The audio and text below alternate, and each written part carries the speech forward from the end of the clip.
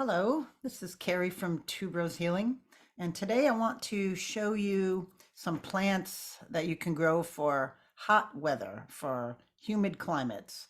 And I want to do this, it's middle of May today, and as we're coming into hot season, I live in a hot climate. I live in Florida, and I've been an avid gardener for most of my life and have grown quite a few plants in quite a few different parts of the country. But I've lived in the South for most of my life and have gravitated. I grow year round. I mean, I'm in the part that we pretty much don't freeze. We have a few freezes here and there.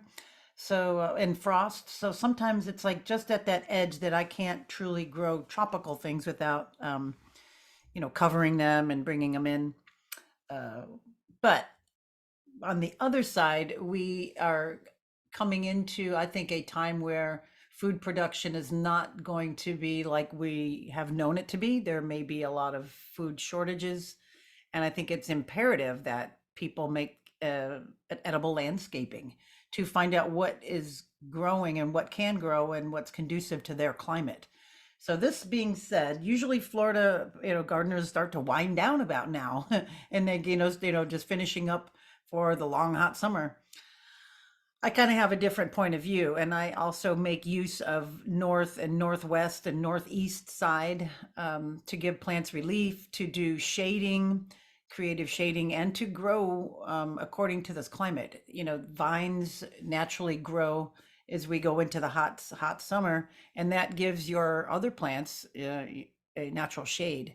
And there's a lot of vining plants that are edible, and I'll go through some of them today. I'm not going to probably get them all, but a lot of them that I do grow, that I have grown, that I like. There's a lot of things that I've grown. It's like, ew, I'll never eat this. Like I'll probably going to mention it now because I'll probably forget to show it to you. But bitter melons, they really survive the heat. But there's a way to prepare and make them, and it's part of Indian cooking, the islands, Caribbean places that get really hot use those. But I'm not a fan. I haven't really learned probably the best, but jury's out, actually. But I just wanted to mention that because that is just one thing. But I'm going to go into some other plants and show you a great seed company. I love this company here. This is an heirloom seed and plant company, Rare Seeds. They're also known as Baker Creek Heirloom Seeds. And I'm just going to show you what they have on the left side. You'll see all of the names. It says new items for 2023, and then they have all the listings there. But in the middle here, you'll see a picture of the representative of each species, what type that you're going to be growing.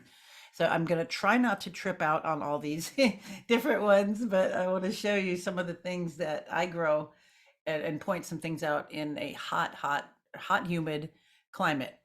So I'll hit on most of the vegetables, but I'll point out some of the herbs. Like I grow basil, that's pretty easy to grow. There's several varieties there. Long beans. Okay, I'm going to get some of the interesting beans here for you. Interesting plants. So these are really great. These are long beans. They also, on this website, this is like how to grow, and then they have recipes. But I'm going to just show you them. And I was just fascinated. I've grown these for a long time, these different types of beans. So I'm going to just click on and read some of these and show it to you. This one is called Chinese red noodle, and it says it's about 80 days. It's very stunning. Fantastic deep red 18-inch pods are so delicious and full of nutrition. They even keep most of their color when sauteed. Long vines produce all summer and do well under many conditions. This incredible variety will draw lots of attention to your home garden, blah, blah, blah, blah. Okay. They may have small red seeds on the inside. These are also, this type of bean is also known as asparagus bean. It's a great, great thing to have. All right, let's get another one. Let's see, I have my notes here. Let me show you this one. This one, another long bean, but this one is a bush type, not a vine. So this one is called long bean Thai soldier. And it has this really unusual, like a green bean with these really pretty red markings on it here. So 70 days, it's a vigorous bush habitat for those who want to grow long beans but prefer not to trellis. Foot-long pods are firm and very flavorful. Pods are strikingly different in appearance, having tiger striped in dark red-brown. A superior variety from Thailand where long beans are a staple crop, unusual and very choice. So I've looked up a lot of plants from these hot climates. So look at this here and tried to select those. Tolerates extreme heat, humidity.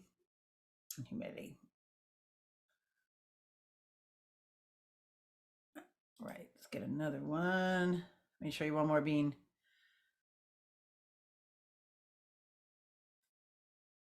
Let me show you the Taiwanese yard-long ones.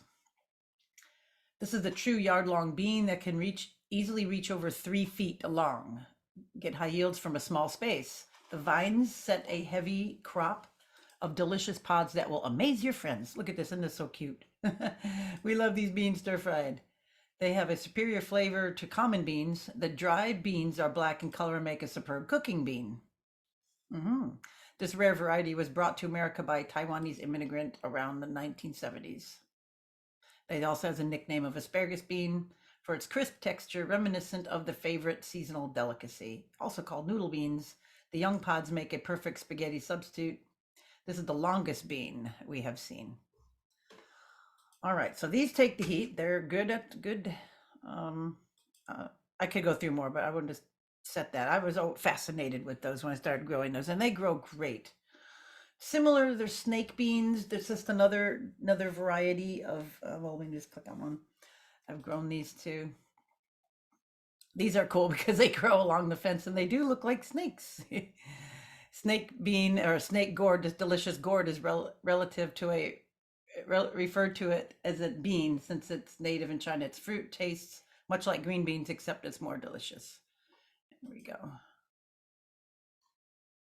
Indian favorite of ours, fascinating edible gourd relative. Its fruit tastes like green beans. Okay, I already read that. Known for its divine taste and snake-like beauty. So snake-like, in fact, that the beans terrify more than a few visitors to our garden each summer. There we go. It's a pretty cool plant. That also takes the heat. All right, it takes a second to load in. Oh, here's the bitter melons. Here we go. They produce a unique, beautiful fruit that's famous for flavor and healthy nutrition. We love the mildly bitter, nutty tasting fruit in juice, grilled soups, and curries. Ornamental vines are perfect for a flower garden. Are they weird looking? Look at this one. Bitter melon. Another one. Let's just look at a few varieties. I have grown these. And it kind of just, it was like, ooh, I didn't know how to prepare them. But let me click on this one here. 120 days. See, they can take the heat. They'll grow in this, like, they can tolerate high temperatures and does well up to 100 degrees. So, there's no reason people need to starve. We really don't. Look at a famous medicinal food in Okinawa, longevity diet. This vegetable is high in vitamin C and other important nutrients. So maybe I'll give it another try this year. They look odd, but they're really cool plant. They're very prolific. Again, they can really take the heat and neglect. So if it gets, the rainy season, they don't mind all that. All right, let's go through some more. There's a lot of ones here for, I have burdock growing too. I'm not going to click on it, but that took like a while to grow here in Florida, but it's a happening. Different herbs, caraway, you just throw that, in some pot, let it go. Chamomile, that starts to fade out now. Let's keep going here. I have a collard plant. It's 4 years old and it won't go to seed. It just keeps growing leaves. It's huge. It's pretty amazing. All right, cucumbers. There's a couple of varieties. There's some of the vining ones. Where are they? The little gherkin ones. Let me show you those first. I think they're near the end. Here we go. It's called Mexican sour gherkin. Cucumber fruit shaped like baby watermelons, good added to salads. It can be picked. They have a cucumber-like taste with a touch of lemon. Ornamental vines have tiny leaves and flowers, are perfect for a cottage garden. Huge yield. Right. There's another one here. Look at all these beautiful varieties. This one here, this West Indian Burr Gherkin. I was like, Thomas Jefferson, did he grow this one? A super funky relative, cucumber relative, great for kids' gardens, snacking, and pickling, believed to be native to Africa and introduced to the Caribbean and eventually in the United States in the 1700s. Pickled and boiled by the colonists in Jamaica, and a favorite of third President, yeah, Thomas Jefferson, who was known to be a lover of pickled gherkins. Beautiful, very beautiful long vines and hundreds of small, tasty fruit. Grows well in hot, humid weather. Yields better than any other cucumber and will not cross with traditional cucumbers. Okay, so that one, it could be grown as well. I also grow this one here called Suyo Long. This is a real mild, um, dark, it's a ribbed dark fruit. One can grow up to 18 inches, very mild, sweet, burpless. A how can I say, parthenocarpic variety you can grow in a greenhouse without pollinators, and vines will produce masses of burpless fruits. They have no seeds, making them tender and crisp. Um, I don't know about that. Mine have seeds. I don't know where that came from, and there's seeds in here, but burpless maybe. As I want the seeds. All right, I've grown those quite a bit. I really like those a lot. All right, let's move on. No new plant variety, but those are good for hot climates. Cumin, you can grow that herb. Again, it just, like dill, throw it in the pot somewhere. Same one, there's dill. Get those growing. Eggplants. Okay. There's some really cool varieties of eggplants. I love these long ones. These called, oh, I'll show you down here. Look at these. I've grown a lot of these, and I don't like the little round ones as much as I do the longer ones. The flesh just tastes better, and it doesn't take so long to produce. Here, this one is called a Little Fingers. 65 days. Small black purple fruit cluster on sturdy, compact plants. Blunt fruit may be harvested when finger sized, but may also be allowed to grow larger with no sacrifice of its mild taste and tender texture. Right. Let's see, what was the one that they even said that that one's done well for me, but there's another variety here. Here, this one, the Nagasaki long. We love this extra long fruit of this heirloom plant from Nagasaki, Japan. Its shape is just one of its charms. Whatever. The tender, never bitter fruit is mild and sweet enough to eat raw. Gardeners will appreciate its impressive tolerance to heat and humidity. There we go. There we go. Okay, 75 to 95. Yeah. I think if you give it some break from the heat, probably the conditions will even be better for it. And what's the other one? The one that came up on top. Look at these nice green ones. These are good too. I want to show you that other one. The long green Thai ones. Where did it go? It's the Suyo Long. Where is it? Oh, it's not going to be here now. Sometimes they run out of the seeds. I thought I saw it before. Oh well, you get the idea. There's other types of eggplant there that can be grown in the heat, and they're really tender. Some of them again can be eaten raw. I thought that was pretty cool. Reminds me of Michael Frank's song. When the baby cooks her eggplant about 19 different ways. I'm not going to go there. Okay. The eggplant song. You guys can listen to it. What's it? Lemon balm, lemongrass. I definitely have lemongrass growing. Oh, there was something interesting under the live plants. What was it? I'll know it when I see it. Oh, ginger. Definitely have ginger. I mean, that you can get out of the grocery store and just get that going. But that's basically, let me just click on it so you can see what it looks like. You can grow that pretty much in any climate, but if you're in the South, you should have that grown. It'll grow in a pot. Look at here. It's ginger root can be harvested any time, but plants require several months of hot and fairly humid conditions to make maximum yield. You can even eat, so you can crush up the leaves in your plant. Here, mature roots are plump, blah, blah, blah. You get that. All right, I wanted to show you a couple pictures of it too, just to see how it comes out. See, they've cut all the leaves off of it on the top. I think there's a picture of it with the leaves on the bottom. There we go. That's the ginger. It's different than turmeric. See these nice, really pretty long leaves like that are ginger. And sometimes they get real thin. You know, like I have some that are not as wide as this, they're thinner, but they're long. I'll show you. And then let's see, there's something else here to show you. Oh, the edible hibiscus. The heat of summer often puts stress on our spinach and lettuces, making salad greens scarce in the hottest months, especially in the south. This Kubo prize hibiscus is incredibly heat tolerant source of leafy vegetables, and flowers are edible too with deeply incised fine foliage. This is a perfect edible ornamental to add to your tropical edible oasis. Leaves are tender and buttery when picked young. Okay. There's some varieties of these that the leaves actually get fatter, and you can actually use them kind of like to put things in there and eat them, roll them up. Mint is another thing we can get going. Papayas down here for sure. Oh, here it is, the longevity spinach. I've had this stuff for years. It's amazing. A super heat tolerant green that's native to China, Southeast Asia, and Africa. A nutritious source of edible greens when all else are destroyed by summer heat. The plants take full sun to partial shade, must have adequate water, perennial under frost-free conditions.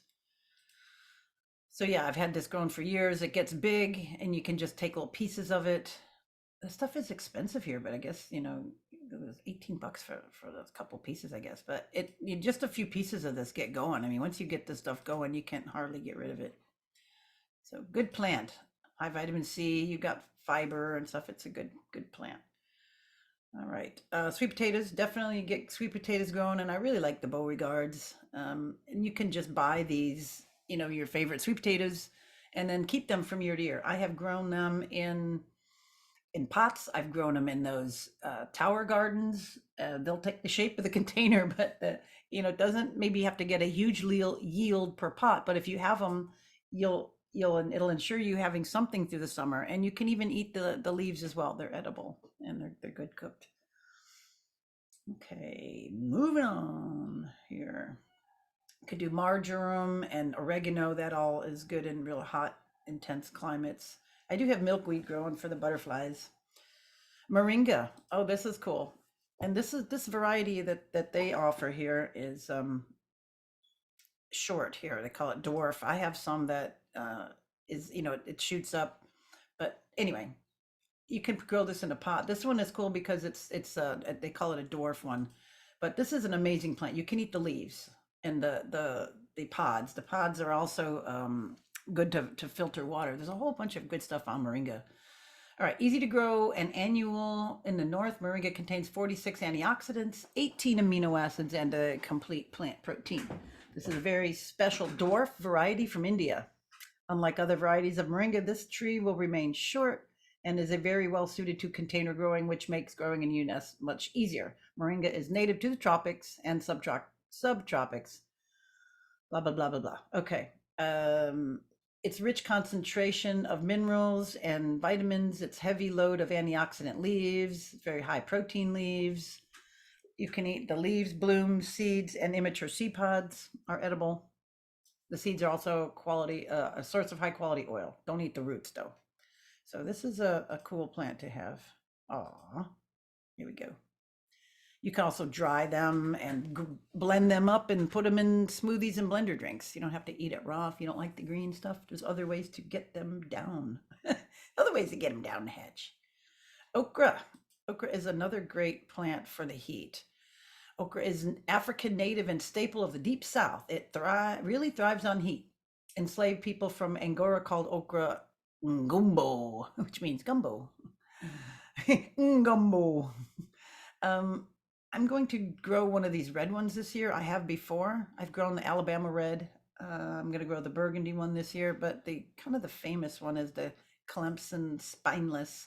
And if you pick them small, even if you don't like okra, you can pickle them. You can have them small. You can steam them. And the mucilage is very, very, very healing. It's very good for the gut. It's good for the intestines. It's good for any kind of inflamed intestines any kind of dried intestines, if you tend toward constipation, that good healthy mucilage is very, very helpful. Here we go. As I say, loves heat and humidity or dry conditions. How about that? Pretty adaptable plant. Lots of cool varieties. Let's just look at a few of them here. Look at that. Wow, in the heat. Jinga orange. I have grown that one. Louisiana 16-inch long pod. I like the little tender ones, little ones. Oh, look at this one. Wow. This, I mean, you can just trip out on these. Look at this beautiful okra Star of David one. Look at that. Oh, that's gorgeous. 1, 2, 3, 4, 5, 6, 7. Wow. That's cool. I don't know why they call it Star of David. There's 7, but it looks maybe I could just check it out. I haven't seen this one. Eye-catching ornamental. 1, 2, 3, 4, 5, 6. Yeah, that's wild. A 7-pointed star. It's like the days of the week. Wow. They get those beautiful mallow type flowers. Those flowers, it's like on marshmallow as well. That lets you know that the plant is, it's got that mucilage in it. Okay. Yeah, well, I get the hardest part for me is picking out a variety. And I'm still like, oh, I haven't seen that one. Oregano is good to grow. Onions not so good in our summers, but I have other kinds of oniony things like the Egyptian walking onions, the society garlic, those flat leafy oniony tasting things. Oniony tasting. All right, peppers, hot peppers, and sweet peppers. I'm not going to go through all the varieties. Hot peppers definitely take the heat better, but I have lots of varieties of the sweet peppers. I like to grow those, and I like to grow the smaller varieties, like these ones here are like little small ones, not the real big ones, because they don't take as much from the plant. Like the sweet cubanelles are good. I like to grow those. I also like to grow the banana peppers, the sweet ones. I've grown these habanadas. They smell like a habanero. It's amazing, but they don't taste hot. If you like habaneros, you smell me like, oh no. And then you bite it and you're waiting for you. That's a funny trick to do. And you just eat one and somebody's just waiting for you and you just like munching along. But they're really, really cool. They're sweet. But these take the heat because you don't have to, the plant doesn't have to put out such a big pepper and maintain that pepper. So smaller peppers for the south, like here lipstick peppers are small. These mini bells, even these like long kind of thin walled peppers like this, what they call this one, manganji. Manganji. Oh, that sounds good. This one here too, look at not a pino. Not a jalapeno. Not a pino. Um, Here, Pipin's golden honey, these little small ones like this. Shishito. I love looking at all these. All right, you get the idea. So sweet peppers, and of course you can grow the hot peppers, but you can only eat so many. So I would rather put the energy into the sweet one because you can eat that a lot more. All right. Pitcher plants. Let's see if they have, these look like the ones that come up from the ground. Yeah. Um, if you get the vining pitcher plants, and they don't have them here, but I grow them because again, they grow great here, but it's an actual pitcher. They can be eaten and stuffed with things. I wish I can show it to you here, but you can look it up. It's a vining pitcher plant, and there's different sizes. I try to grow the larger ones so that I can cut and stuff them with things, rice or vegetables. Potatoes, of course, and I'm kind of getting done with the regular potatoes like this and just putting out the sweet potatoes. And there's a variety of purple potato that also gets an air potato and it grows all over Florida. They're trying to eradicate it, but it's a great source of food. It grows in this heat and it puts out this wonderful purple potatoes. I have that growing as well. Rosemary, another good herb. It just takes the heat. Let's see. There's a few more things I want to show you on here. I'm trying to get them all. Did I show you the boko spinach? Let's see. It may be in this one. There's a type of spinach. I might have to find it. It's not regular spinach. Oh, let me show you these. Okay. The amaranth. This is a spinach substitute. Heat and drought tolerant greens in spectacular splashes of color. This leafy spinach called amaranth is a popular in Asia, eaten raw, stir-fried, or steamed. It looks like coleus, I think. Better known as birium in Korea, and I'm not even going to pronounce how you say it in China. Recent research has shown that amaranth in Asia is identical to that of amaranth in the Americas and has been proven to have existed in Asia for millennia. The presence of amaranth in Asia is considered a living piece of evidence that pre-Columbian transatlantic trade indeed happened. This is by far the most tender and sweetest amaranth for edible greens, making for vibrant and delicious salad. The young leaves are perfect spinach substitute, and the intricately colored leaves are juicy and succulent. It can be a go-to greens for midsummer when all others have bolted and can be harvested in just 30 to 40 days from sowing. Pretty neat plant. So that one, a green substitute. We've seen a couple good green substitutes. Oh, here it is. Boko boko. I love that word. Boko boko spinach. Also known as water leaf, this tasty and versatile green is one of the most drought and heat tolerant edible plants we know. The seeds of this variety were shared with us by Solomon Amuzu of Ghana. He detailed how this plant was one of the very few to survive the extreme droughts of Ghana that Ghana has experienced since the 1980s. The whole plant is edible, from tender stem to leaves and flowers. This relatively reliable and heartable edible food plant is used in salad, soup, stews, and baking. 6 to 10 hours of sun. Wow. Prefers heat, humidity, abundant moisture. Overwintering cuttings can be cut and used as a houseplant. Yay, boko boko spinach. Oh, this too, this red orak. I've grown this through the summer as well. It's related to lamb's quarters, lovely, super nutritious. There it is.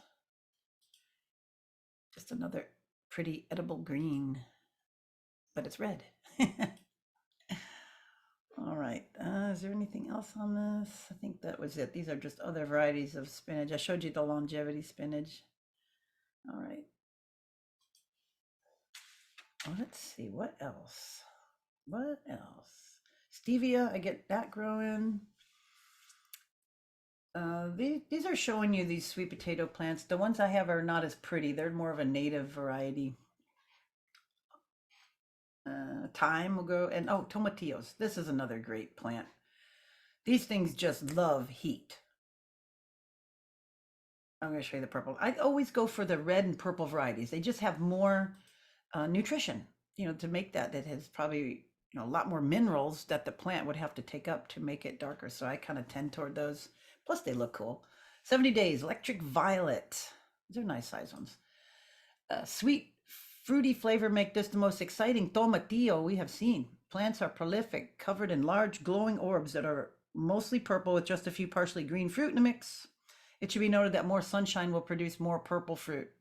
Many are bright violet color throughout their flesh, much sweeter than the green types. It can be eaten right off the plant. We love this nutrient-rich food for making sweet and spicy salsas and for experimenting in our heirloom kitchen. Yum. I love tomatillos. I take them and I roast them, put the whole thing with the skin on it on the grill. Let me get this one. And roast them up a little bit. That kind of cooks them inside, and then I make salsa and different things out of it. Okay, 65 days, deep green fruit, a standard richly flavored type, hugely yields with most tomatillos. Yep. All right, there's different colors. There's, they say the purple ones are definitely sweet and nice, but there's yellow ones. Look at these odd ones. This one looks like it's probably right from, let's see, heirloom treasure from I don't know how to say it, Melinalco, Mexico. So this one looks pretty heirloomy to me. It's like, when it's an odd shape, that something's a little different going on. That one looks cool. All right, tomatillos. And then, whoops. And we're getting near the end, but I want to just talk a little bit about tomatoes. And you'll see this, they have tons of tomatoes, just different colors. But what you really need to know about tomatoes is there's two varieties, and they're called determinate and indeterminate. Determinate is the bush type, and the indeterminate is the vine type. The way I remember it is like the determinate. It's like determined to put out all the tomatoes, boom, and it's done. It's like fixed and determined. and that puts out a whole bunch at one time. And then the plant is done. It's a small bushy plant that does that, the determinate. Now, the indeterminate is the one that's the vining tomato. That's the true breed of the tomato that's probably started it all. And it grows in hot climates, and it will grow, and it'll climb up something, and it'll fall over, and it'll vine, and then it'll make new roots, and then it'll start climbing, and it'll put out a little fruit, and it'll grow. And it's just constantly meandering and vining and meandering and vining. That will grow all season long. Now, the type of tomatoes that usually puts out are small, because it's not grown for a huge amount of fruit. It's going to just keep growing and putting out little fruit, so that way it survives, and it will, drop one of them, and it'll put out seeds, and they'll start growing. And it's just a very prolific plant, the way a vining type of small, I don't even want to say they're cherry, because sometimes the real varieties like that are just real small. But anyway, a lot can be grown in an area, and they will just cover something. So it's a great vining, something that will cover an area that you can have other things that need the shade, especially if you have the hot sun in the afternoon. It'll give some of the other plants a break. So those are tomatoes. Toothache plant, I have those. Those are great. These are all little teeny seeds in here, and they do numb the teeth. They numb whatever you put it on, and I love these. And it's more than that. It's a really good remedy for combating any kind of. It helps the immune system. Anytime you get cough, cold, sneeze, respiratory problems, I like to have this one around for just especially for that. Let me show you turmeric. And they've got some odd varieties of turmeric. I've never seen blue. I've grown quite a bit. The gold, and then the light one, like this one is kind of light, but then there's some that are really golden. They don't have very many. They don't have it here, but let me see if I can show you the leaf on that, and if it's how different it is from the ginger leaf. We're not going to get a great shot. Go back. Let me see if the other one has a better picture. The blue one. You can picture the leaf. No, they're not going to. Just going to give you little baby ones.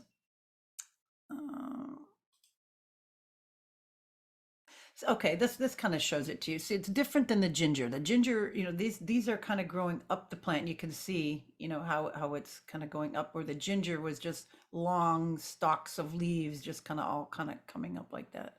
But they're similar. They're kind of cousins. All right, that could be, eaten, and I think that's it. Let me just look at the bottom. Oh, what are those called? Those um the roselles, I'm not thinking about it. Gosh, what's the name of it now?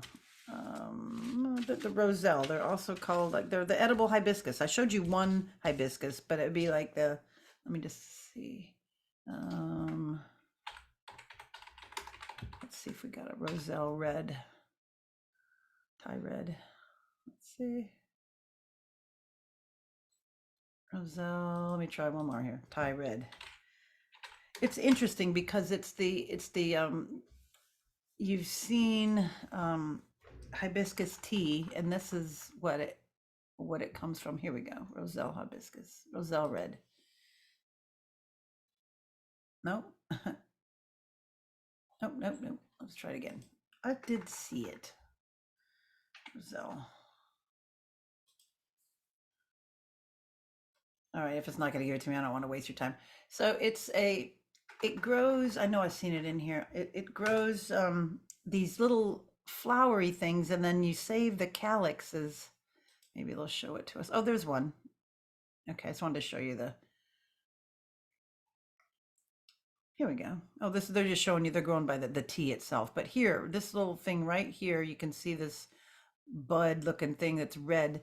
So there's like a little, all of these little things that are over there, you pull this stuff off. These are the calyxes, and that's what you use as the tea. That's what makes it that red color. That's the high vitamin C part of it, of the plant. There they are. Okay, so they pulled off a whole bunch of them. There's a part of that again.